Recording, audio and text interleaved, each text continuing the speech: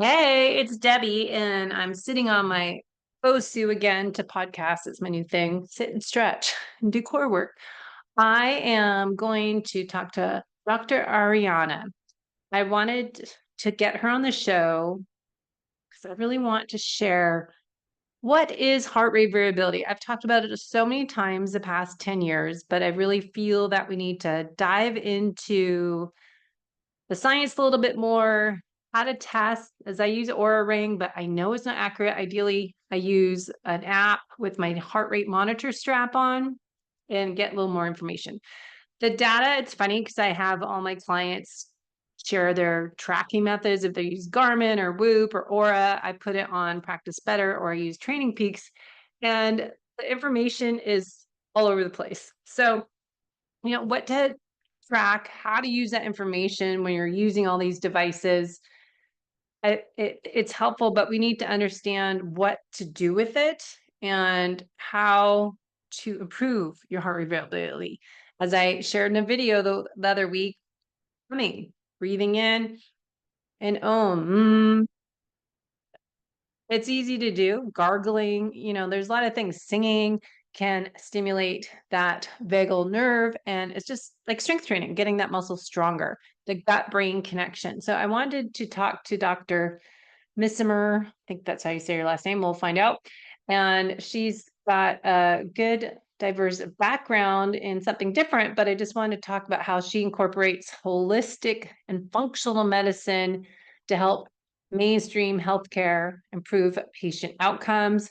I wanted to talk about the gut brain connection. The nervous system is what I looked up her name for because I was researching as I do FDN practitioner work, nutritional therapy, and personal training, health, lifestyle coaching all together. I call it the holistic method. But as a health detective, I'm doing functional lab testing for clients to help them with a personalized program. And interesting enough, when I track people's metrics as their heart rate variability score and their heart rate in the morning from these devices, correlate that data to their gut test when we get it back. So a stool test is Genova Diagnostics or a GI map, and seeing patterns that, all right, are we not able to improve this heart rate variability score, higher is better, and lower that resting heart rate with the lifestyle and exercise, nutrition?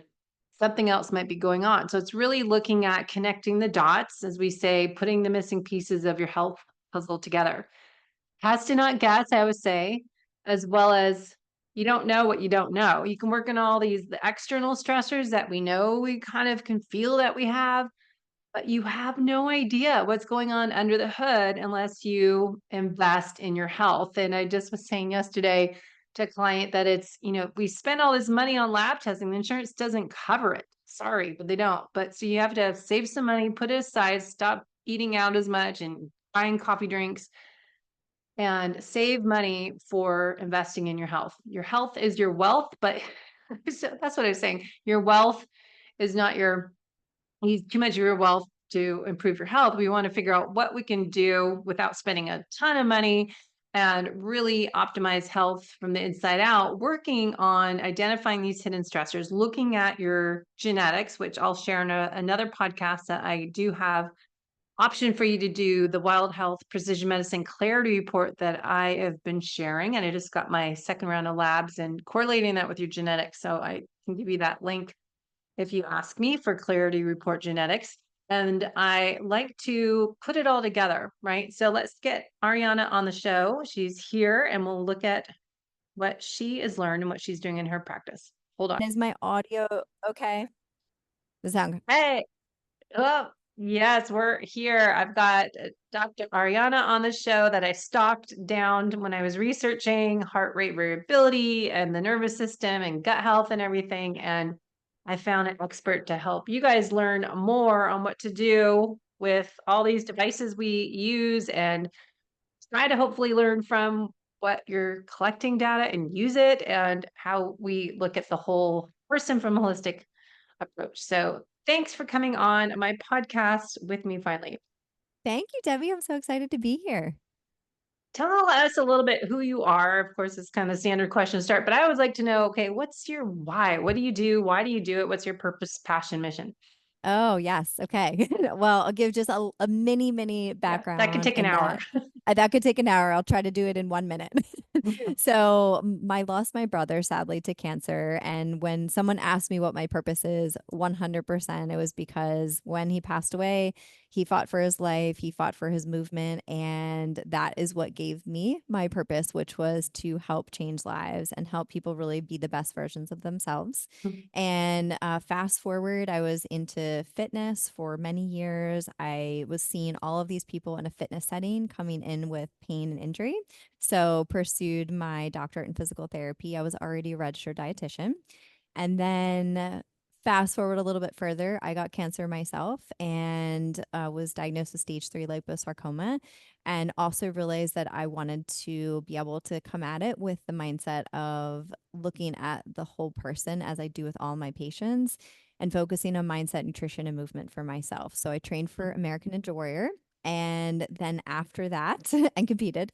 And while I was in cancer treatment, of course, and then after that, really began to understand trauma, the nervous system, dive into the emotional aspects of health, and then began to seek out functional medicine personally. Did not have the best experience. And I said, I'm going to do this the right way. And so opened up my practice, a multidisciplinary practice called the Movement Paradigm, which is an integrative health center. And we focus on whole body wellness through functional and root cause medicine.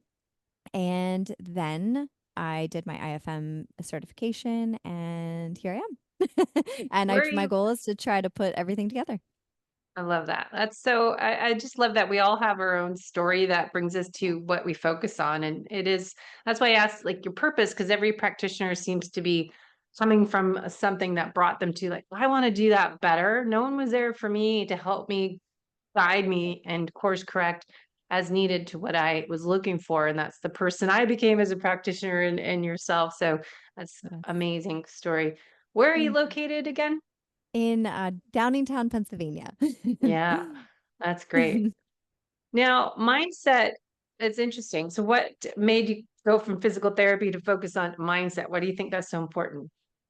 So I think what happened is that I really began to get into emotional regulation and resilience and the impact of trauma. So I never realized some of my traumatic experiences in my own journey, how I just kind of shoved them down, a little repression, Mm, and not knowing that it was there because I'm generally a happy person. But I really became super in tune with all the patients that I was working with and how that was the thing that was preventing them from getting better.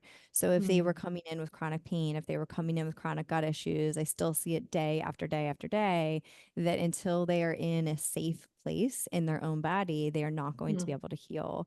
And so I just really became obsessed, honestly, with the combination of mindset, neuroscience, nervous system, right? Kind of the whole combination of just being able to have that overarching theme of why can't someone get better and how can we shift that to get them better? Yeah, the mindset that is so important because I find it was right before COVID. I was at Nutritional Therapy Association. We had our last live conference, and it was all really focused on trauma. And that was 2019, February. Literally, we Mm, left, and it was like the world changed I that know. conference. But I just, how many people in their sessions were taking what bad issues or what dysfunction imbalances, how they can all stem back from trauma and how that's connected. I just think that is such an important area to figure out with someone. Sometimes we have to, course correct, reverse engineer everything, go, okay, what is that root cause? And it's so interesting that it could be something from growing up or some Yes. traumatic experience that can cause, say, gut dysfunction or showing Right. up from gut dysfunction from trauma in reversibility and look at all the Yeah. connections. And I think that when I actually just did a post on this yesterday, but I think what happens is we sometimes we get fall into the trap, especially in the world of functional medicine, is everyone's trying to fix everything. Well, I'm going to take this supplement and I'm going to take this test and I'm going to do this and this and this and I'm going to see this practitioner and this practitioner. But when we get into that cycle, we're not really looking inward to where are we from a nervous system standpoint? Are we in a fight or flight? Are we in, and we are when we're in that constant fixing mode. And my post was on maybe not if you are have experienced complex trauma or any trauma, maybe not necessarily saying let it go or reliving it, but just letting it be, Mm, right? Kind of a different yeah. perspective and not trying to fix everything. And normally, when people can come into their body, that's when they begin to see that they can heal. Mm. So what would you describe it as trauma? People think, oh, I wasn't raped as a child or sexually abused. What would you classify as trauma? Because I think it's a lot different than people might think. I think it's anything that they believe had an impact on their emotional state in a significant way. Mm. Right? Because you're to your point is I did experience sexual assault and that could have been my trauma, but someone could have had a car accident that could have been traumatic. Someone could have had a deep-seated argument with someone that could have been traumatic. And I always say it's your own and there is no one to judge it. It's part of your story. And I think that when we start to look at it through that lens, we can appreciate that so many people have experienced different traumatic experiences in their life. Hmm.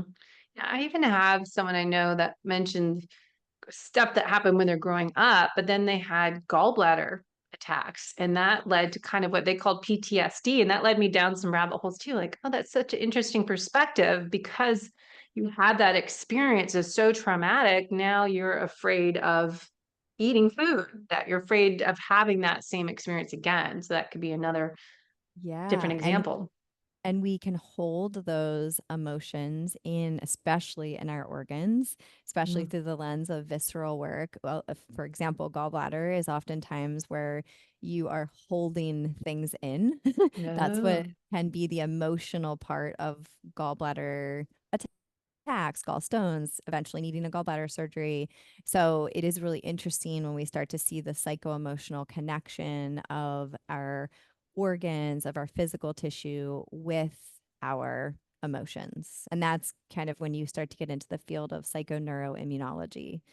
Mm. Hence where I went with my cancer journey of did I did I cause this, right? I didn't cause that, but when you start to reflect on why something like that might have happened, you Mm. start to be able to see the correlations with trauma, with repressed emotions and so on.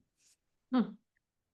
I talk a little bit more about that connection, how it shows up, say gallbladder. I know I've heard when I was learning how to be a yoga teacher about the hips would store emotions and how does that work and get people to understand that it's not woo woo, but how that Yeah. even happens. So one of the ways I like to think of it, and this can be, I'm going to kind of go down two different paths with it. One is the concept of interoception, which is basically very specific receptors that we have primarily in our viscera. And then we also have in our fascial tissue. So the 3D network that connects us, the glue that holds us all together.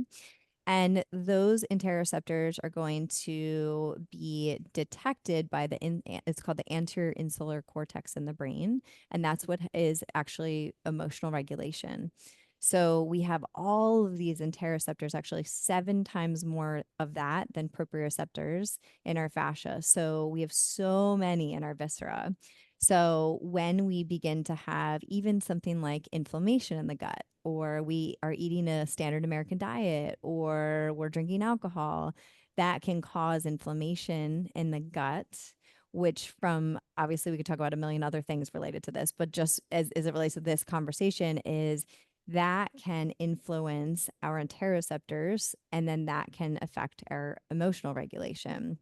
But it also goes the opposite way. So the way that we are, whatever emotions we might be holding on to, or again, past traumas, et cetera, can be held physically in our physical tissue and are holding patterns. So it's just like a good example of the hips is that the pelvic floor is where we tend to hold a lot of tension.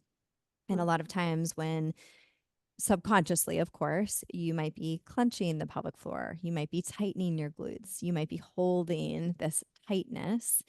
And that is often where we say we're holding stress in our body, in our hips, in our pelvic floor, in our diaphragm, in our jaw. So there's, yeah, so that's kind of like the physical part. And then I was going to go on a different tangent, but I'll circle back to it because I lost it. That's okay. It'll come. Yeah.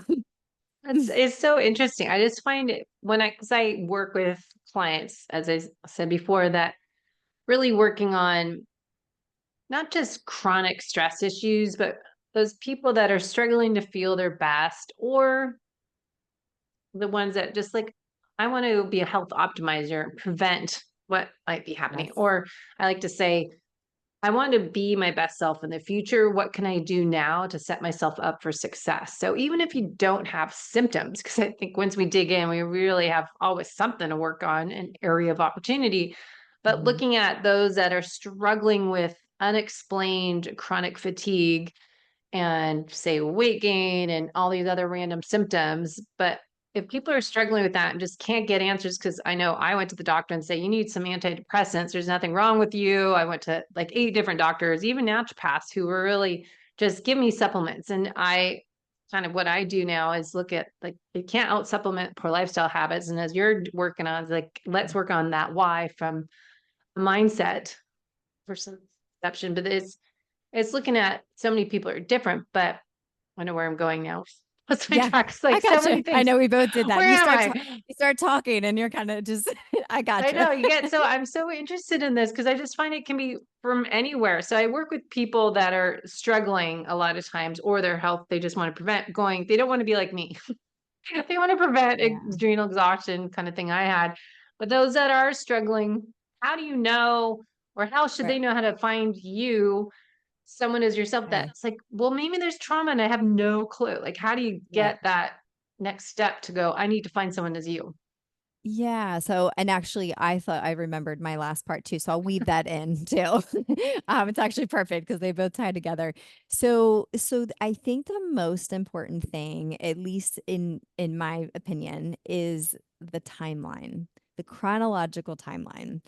And every timeline I ever do with anybody, it is by far the most beneficial thing because I can look from birth until now of all of your health events, all of your major emotional events, all of the things you've experienced, and be able to prioritize where you are, what your clinical findings are, what tests do we need to do, what nervous system practice do we need to integrate, what maybe supplement do we need to do. I agree with you 100%.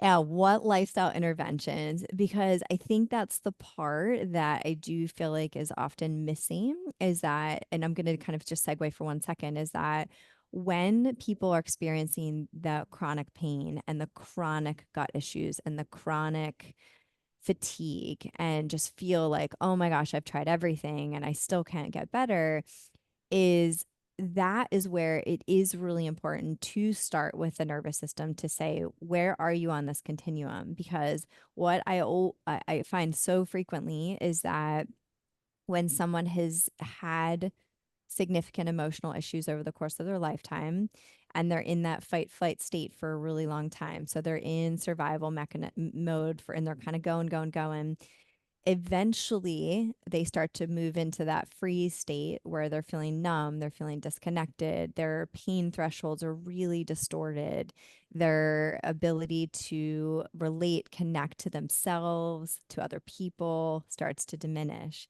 And in that is when I always say, I explain it to patients as you physically can't go anymore.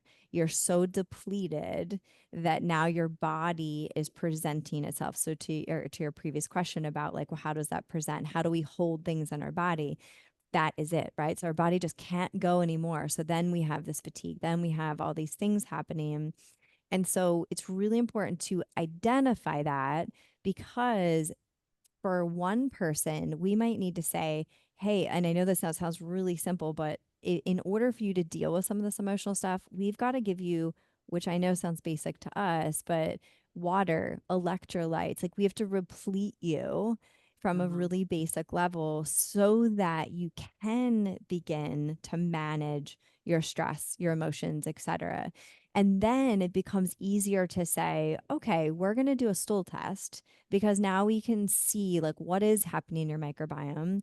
But if someone's not even ready to do that, then doing a really complex stool test, which I do hundreds of, I love them so much. Mhm. But if it doesn't make sense to do a gut protocol, exactly like how you said, without making sure you're drinking water and you're eating fiber and you're eating protein and right, kind of Mhm. all the things.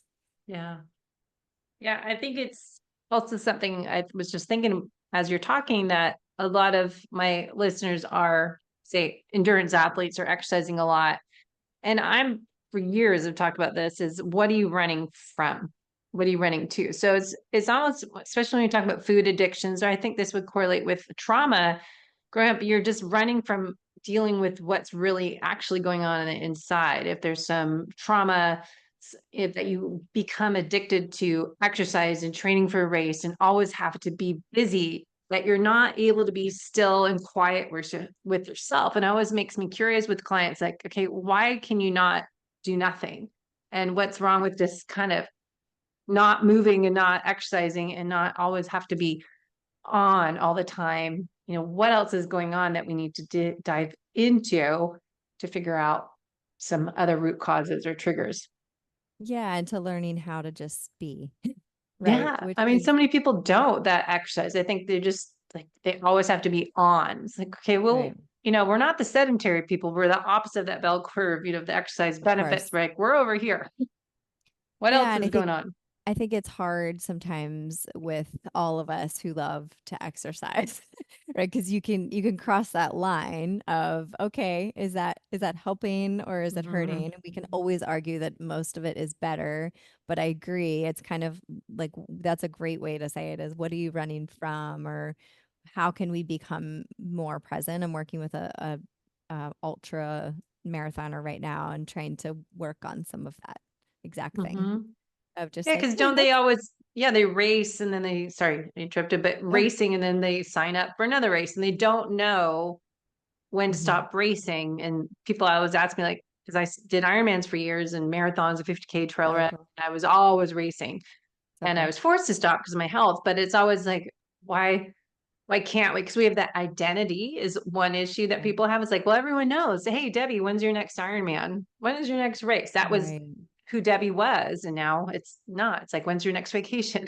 Yeah. But it's, That's so awesome though. uh, I know. So it's funny though, but I mean, just Yeah. if you have ultra runners and endurance athletes that, don't know how to be quiet, or how do you start with that when you're working So with them? yeah, the way that I really love to do it is I call them vagus nerve hacks. And Mhm. the only reason that I call them hacks is because I think it's a fun way to make learning about your nervous system accessible. And that is actually what I use, whether it is an endurance athlete or it's everyday Joe Schmo. I integrate it right away, and I typically am very intentional about what I choose and why I choose it and for who. But I'll give a few examples. I might say to someone, hey, I'd love for you to do this one abdominal massage before bed. So they might have some gut issues. That might be a piece of their issue. But, it for me, I'm looking at it as it's a way for them to use sensory stimulation. So they're using touch on their own skin, they're stimulating the vagus nerve. It's 80% of that information is going to the brain. So they are also just getting in touch with their brain and body. And it's so simple and it's so calculated on my part. But for them, it's kind of like they might come back to me and say, yeah, I did it. I didn't feel anything. And I'm like, cool. Can we try it again? And then but it gives me an opportunity to talk through it. And I'll literally say all those things. And I'll say, I'm really doing this as a way for you to connect to your body a little bit, stimulate your vagus nerve. And I said, don't worry, I have 100 more exercises. I can give you lots of different options. But I think it's really fun for them to be able to see and feel the response, especially if they're feeling calm from it, or they have a sigh, swallow, yawn, or then normally they're very addicting. And so I use that as an avenue to be able to teach them about their nervous system. And I always, pretty much with everyone, will talk about polyvagal theory. I use because I've just, it's one of the most important things I do. And I think it's so helpful to be able to see the visual and for people to be able to understand, oh yeah, I'm never in a state of social engagement. I'm never really grounded. I'm always here or I'm here. Yeah. So dive into that a little bit. What can Sure. go back just a touch Yeah. review if people aren't familiar with vagal nerve and then the Yes, polyvagal theory. of course. So the vagus nerve is one of it's actually a pair of nerves. So it's a cranial nerve, 10th cranial nerve. And it's a pair of nerves that exits the brainstem. It has branches into the ear, into the throat, into the lung, into the esophagus, and the entire digestive tract. And it is 80% of our parasympathetic nervous system. So when we're thinking of our rest and digest, that is the majority of it. There's obviously a lot of other important nerves, but it is a very, very important nerve. And the way that I like to think of it is it's our super highway between our gut and our brain. And Mhm. it really helps to maintain homeostasis or balance in our body. So as soon as that becomes dysregulated, then we can have anything from gut issues, anxiety, blood pressure dysregulation, uh, bloating, we can have headaches, nervous system dysregulation. There's just so many things, chronic pain, and so on. So, the polyvagal theory is by Dr. Stephen Porges, and he explains the nervous system as it expresses itself in three distinct ways, which would be one is our state of social engagement. So, that is where we are grounded, we are mindful, we can be curious, we can be empathetic, we can be compassionate. And think physiologically in this state is where we are really our best. So, our immune system is optimized, our digestion is optimized, our ability to relate, connect to people, our oxytocin is good. So, all good things. Then we have our fight or flight, which everyone's familiar with, but I do just like to kind of separate that a little bit, is where we could be in our fight, which we might start off being irritated, frustrated, then angry, and then we might have rage. And then when we're in our flight, we might start off as being worried or concerned, and then we start to get more anxious and then eventually panicked. So as Mhm. that arousal starts to increase and we don't manage it, then you start to have obviously an escalation of symptoms. And then physiologically, heart rate, blood pressure, pupils dilated, poor digestion. So that's when, again, as we go back to our gut issues, that's the first thing that I'm going to address, because if someone's dealing with any kind of gut issue and they're always in a fight or flight when they eat, they're multitasking, they're doing all these things, blood flow shunting away from the digestive tract and slowing down digestion. So then there's lastly is the freeze state, where we could become overwhelmed, we could become numb, disconnected, disassociated, eventually suicidal. That's also our main trauma response. That's when we become so disconnected from our body. And that is when we start to have more and more physiological issues. How would you relate any of that to testing our cortisol? Is that Dutch test or saliva test for hormones? Yeah. So I would say, if I were to back up, and we talked about this before we started, but heart rate variability would be one of the best things that I Mhm. love to test as it relates to looking at the nervous system, because we're really looking at a huge reflection of their individual nervous system. And then testing wise, I love doing adrenal profiles.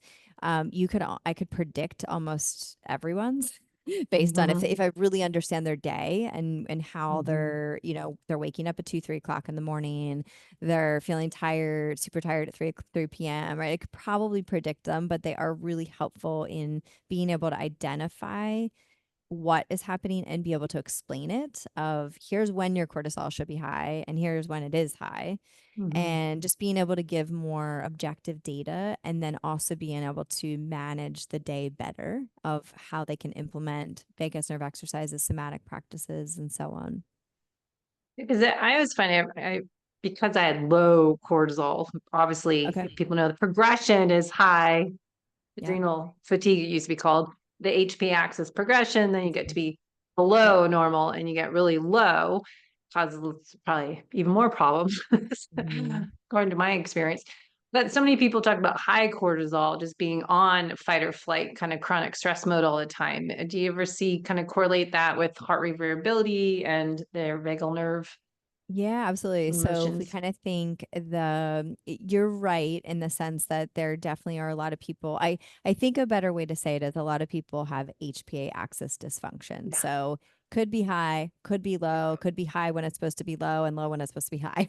So I think that's a fair way to say it. And then there's also people like myself who actually genetically has lower cortisol levels. Mm. So that is another factor which sometimes can result in high cortisol because then your adrenals are working harder to pump it out. Get for it.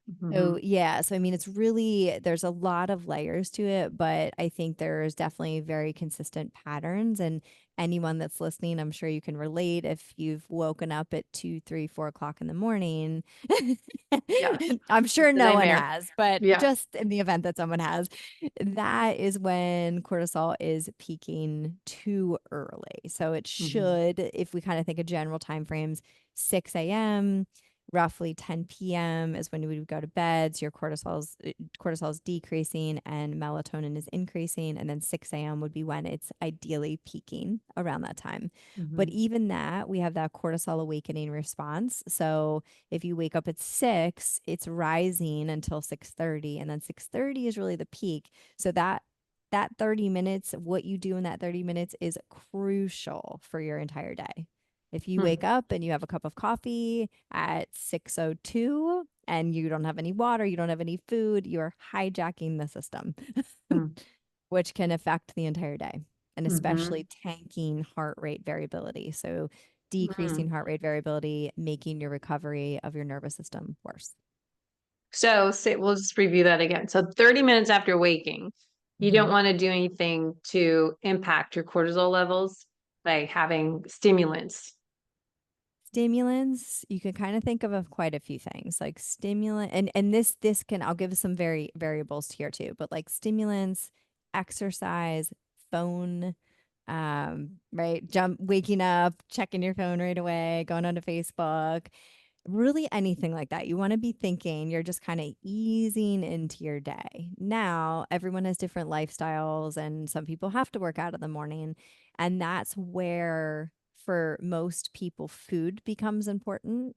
Is you don't need a lot of food, but a little bit of food, really about Mhm. 15 grams of protein, maybe a little bit of carbs. Totally depends on what exercise you're doing, obviously, but a little bit of food because otherwise you're fasting, you're exercising while your cortisol is starting to rise, right? So that is going to be a quick cortisol peak, which typically is going to affect you sometime else in the day. So I Hmm. always like to think of it a time you cherish, like you kind of just easing into your day. Best way to think of it. Easiest way to think of it. I do wake up and go to the gym, but it takes me half an hour to get there. So I wake up and I wash my face and do all that stuff and get Yeah. ready. And then I make coffee that I might have a few sips of, but I more have it after when I get back. But it's just my way to get going and just kind of start the day.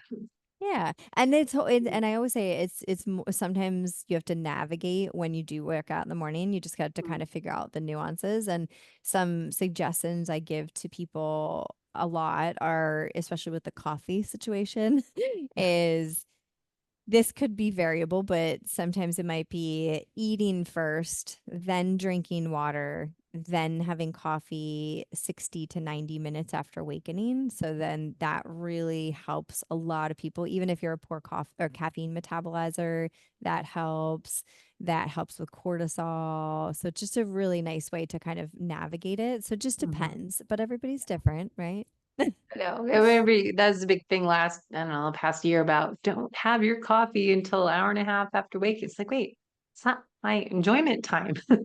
I know, But I know. It's a tough one. I've kind of finally figured out my little routine. Like I eat at home, then I'll drink my water on the way to work, and then I'll drink my coffee at work. And I'm kind of like, okay, I mm, got it now. But I work early, yeah, so I don't work out early. I work yeah. early.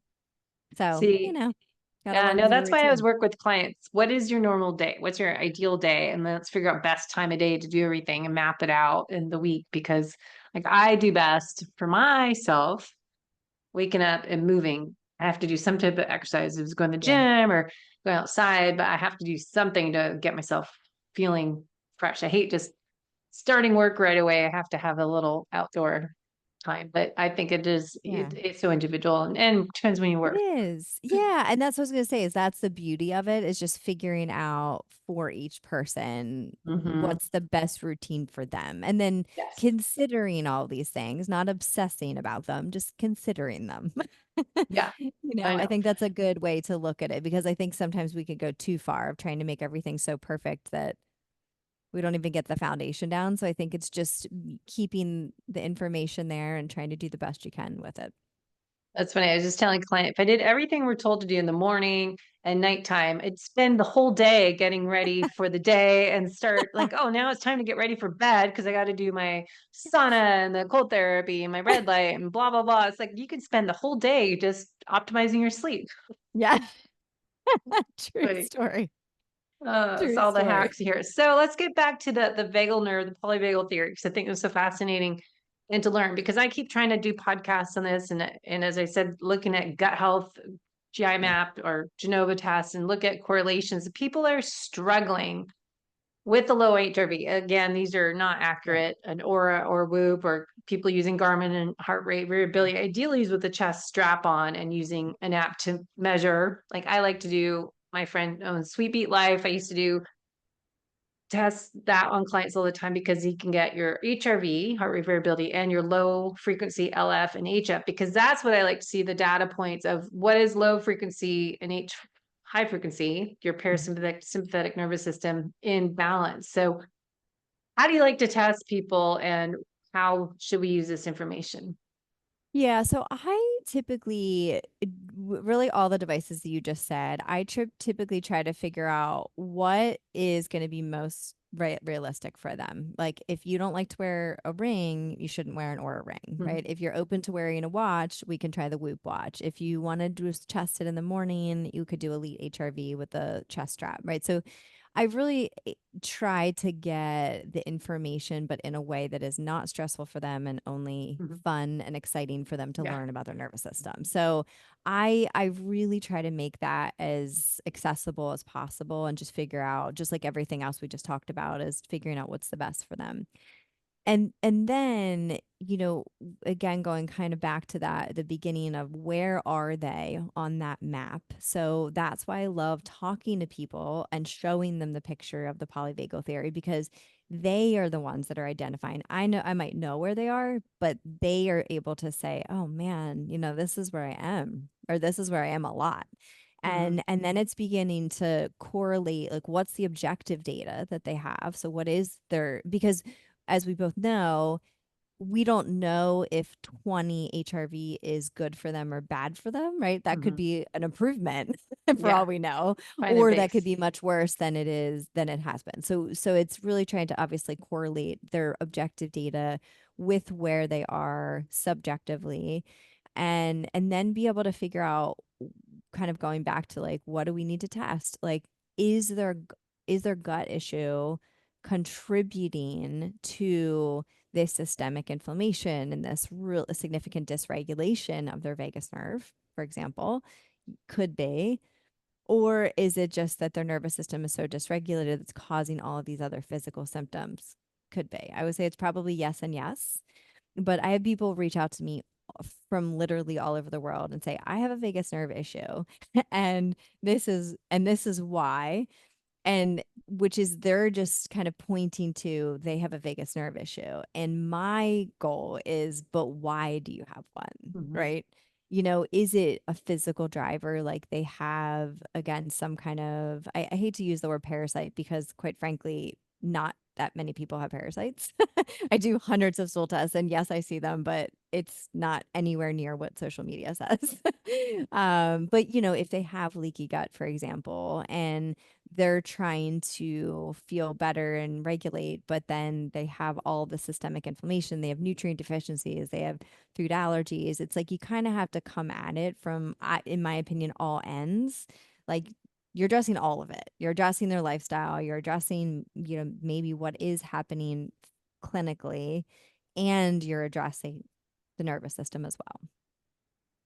Yeah, so that's kind of looking at people. I was just talking to someone yesterday about food sensitivity testing, and it's more those foods aren't forever foods that you need to avoid. It's more why are they tagged by your immune system that you're sensitive and reacting to it. So this again, data you're collecting, it's not never eat these foods ever again. It's more, well, let's look at what's broken or what's not functioning at optimal level, restore your body back to homeostasis, fix the leaky gut and all that. So it's just collecting more clues.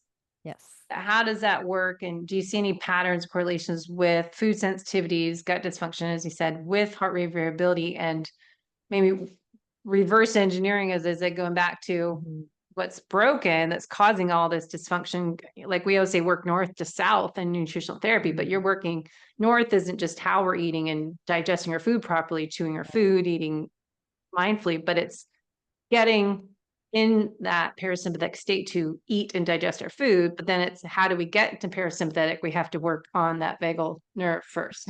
Right. Backwards, keep working. Fortunately, unfortunately, there's a few steps in between. Yeah.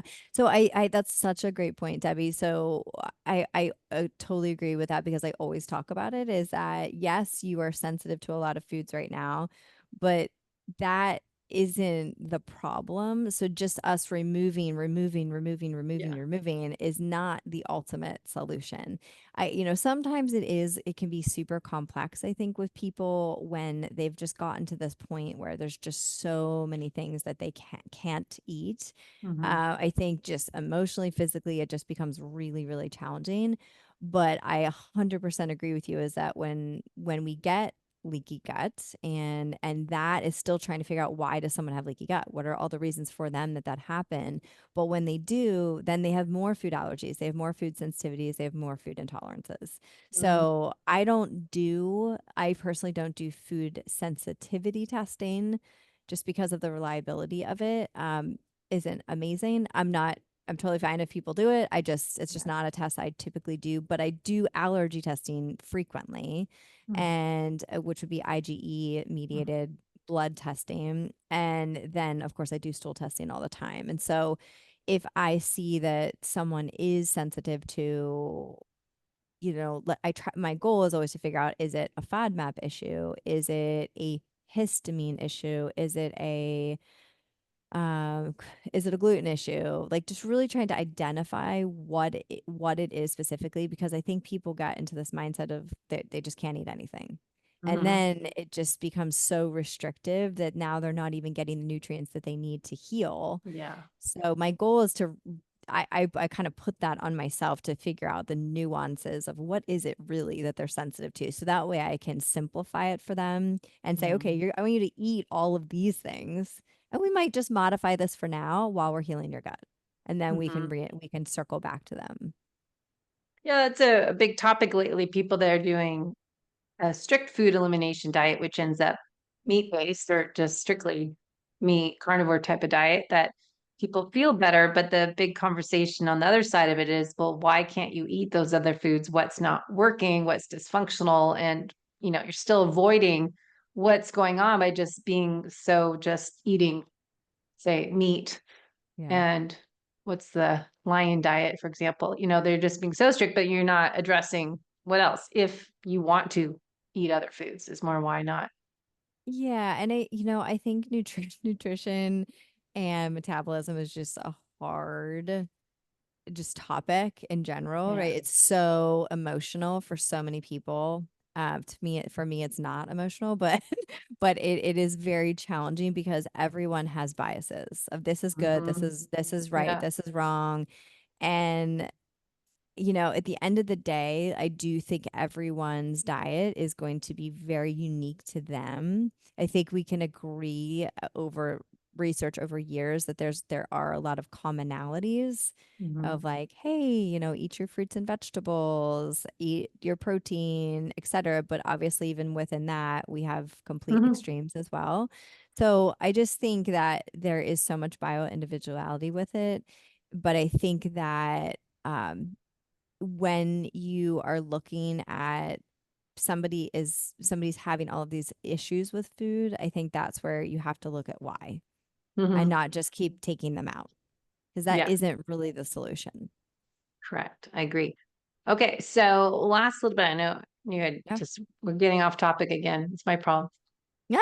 So many things to talk That's all about right. It's because all it's all together. related. All So related. tell us what are some vagal nerve exercises to do, and then Oh, where we sure. can Okay.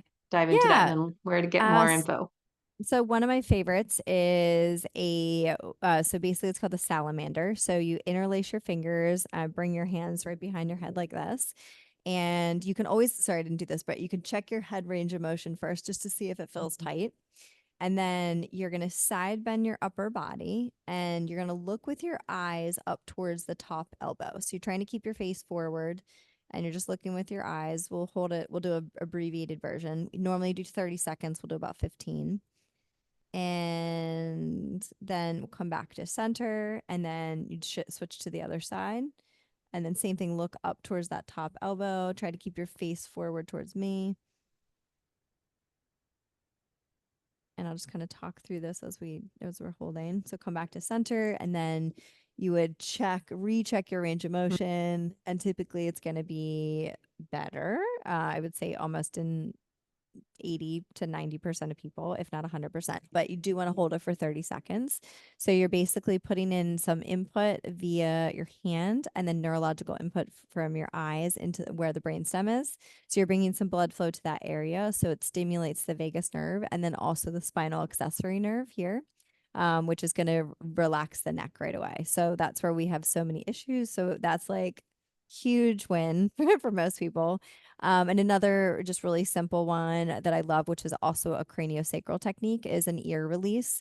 So the two things you can do with this are you can come inside, like right underneath the ridge of the ear, and just doing some like gentle circles. This is actually what children do. So it's actually really, really soothing because the branches of the vagus nerve will go right into the ear. And then the ear pull, you'd pull the lobe kind of back and down on a diagonal and gently, but this is such an easy one to do anywhere, anytime. So you may feel a sigh, swallow, yawn with any of these, which is a sign of relaxation of the nervous Mhm. system. Hmm. It's interesting. Did a video a few weeks ago, but the yard guy comes once a week and they do that blower machine that's, for Okay. an Yeah. hour and it drives me nuts. And I had a aha that, oh, if I just make a hum, it will calm me Um, down instead of stress me out. Then my mind goes like one thing to another. And I was thinking, well, kids that have autistic children or things that you remember, I remember seeing friends with kids autistic and that they would to calm down, they always be humming. And so that's almost that they're stimulating their vagal nerve to that calm they're down. absolutely. And there's so that I love, I have really specific calming things that I like to do. And there's just so many great things from just such this gentle touch from your ears to your throat, to the abdomen, so many simple things. And on my YouTube channel, The Movement Paradigm, I literally have probably hundreds at this point of different somatic and vagus nerve exercises that everyone can explore. Okay. So if people want to learn more, who would you Yeah. say, like, if they have 5 things or whatever, how do they know that they're your client that they need to come see you for help? What are you looking for in your clients? Yeah, so people that are really dedicated to wanting to get to the root of their issue and are ready to take a true whole body approach. They're not looking for just the best supplement and the best test, but they're looking for a true wellness based approach that's going to help them to not only heal, but ultimately thrive. And just like Mm-hmm. that are committed and open and want to learn. because I Mhm. love sharing and I want people to feel the very, very, very best that they can. That is my goal. Yeah. So, yeah, anybody that wants to do that. Well, I think, I have that in my intake forms is how motivated are you to change? Because if you're not a 10 out of a 10, well, come back to me when you're a 10. Because Yeah, it's really a lot of work. And as we said, it's not a supplement to fix everything. You actually have to do the exercises, the little drills, the breathing work yourself, and to be disciplined to do it, and having a coach to work with and help be accountable and course correct, I think is so helpful. So it's great you're right. giving those tools to people and then going, hey, what worked and what didn't work? Let's try this instead. You didn't like that, or you weren't sticking Yeah. with that program. Let's find something else that works. Stick Yep. with it. Exactly. Amazing. So what's your YouTube channel called? Movement Paradigm? Yep, Movement Okay. Paradigm on YouTube, on Instagram, Facebook, and the my website is also movementparadigm.com. Yeah. And what's your next step? What do you focus on now? So Helping many people. things. I'm actually launching a podcast soon, so it is Oh, all in good. the works. I have my first guest scheduled, and also we have an app. So it's the Movement Paradigm app on Apple and Google, and so we have really whole body wellness that's accessible to everyone. So we do monthly challenges, we do live Q&As, lots of wellness programs from lymphatics to nutrition to tons of movement programs and so on. Yeah. Well, I know your YouTube is great because that's where I was diving into. Okay, I want to know what more about this gut brain connection, learn more, and how heart rate variability can help us, and how to strengthen the vagal nerve. So I know your YouTube video is a great source for people to learn more, and then we'll put all the links in the show notes. But anything else you want to give people to take away with and work on for some homework? I think just my biggest tip would be wherever you are in your journey, if you were trying to heal or you're trying to optimize, is just believing in your body's ability to do that Mm. and make it a fun journey. And just so that you can also ultimately just be the best version of yourself and thrive. That's what I say all the time. Be the Mhm. best version of yourself and strive to thrive as you age, Ah! not struggle. There we go. Okay, Yeah. well that's a perfect way to sum it up. I know, that's funny. Well, thank you. I'm on the same journey and I'm all about optimizing my health and improving my future self. So I am 80, 90, 100 years old looking amazing and moving. Well, So I think you're on the right track, Debbie. that's working at it. Oh, All thank right. you Thanks so so much for much. having me. Thank Thanks. you.